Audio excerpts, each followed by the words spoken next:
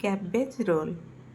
ଉପକରଣ: ବନ୍ଧା କୋବିପତ୍ର 10ଟି ବାମ୍ଫରେ ସିଝା ହୋଇଥିବ, ଟୋଫୁ କିମ୍ବା ପନିର 250 ଗ୍ରାମ, ପିଆଜ 1ଟା ଚୂନା ଚୂନା କରି କଟା ହୋଇଥିବ, ରସୁଣ 6 କୋଲା ଚୂନା ଚୂନା କରି କଟା ହୋଇଥିବ, ଟମାଟୋ 2ଟା 4 କୋଣିଆ ଖଣ୍ଡରେ କଟା, ଅରିଗାନୋ 1 ଟେବୁଲ ଚାମଚ, ଅଲିଭ୍ ତେଲ 1 ଟେବୁଲ ଚାମଚ, ଲୁଣ ପରିମାଣ ଅନୁସାରେ, ସୋୟା ମିଲ୍କ 200 ମିଲି, କର୍ଣ୍ଣଫ୍ଲୋର 1 ଟେବୁଲ ଚାମଚ, ଟମାଟୋ ପେଷ୍ଟ ସସ୍ 2 ଟେବୁଲ ଚାମଚ।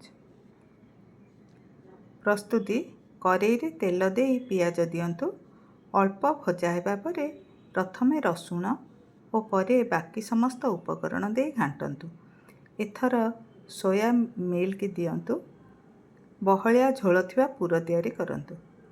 ବନ୍ଧାକୋବି ପତ୍ରରେ ପୁର ଦେଇ ରୋଲ୍ କରି ଏବଂ ଉପରେ ସୋୟା ପେଷ୍ଟ ସସ୍ ଦେଇ ବେକ୍ କରନ୍ତୁ। ଗରମ ଗରମ ଖାଇବାକୁ ଦିଅନ୍ତୁ।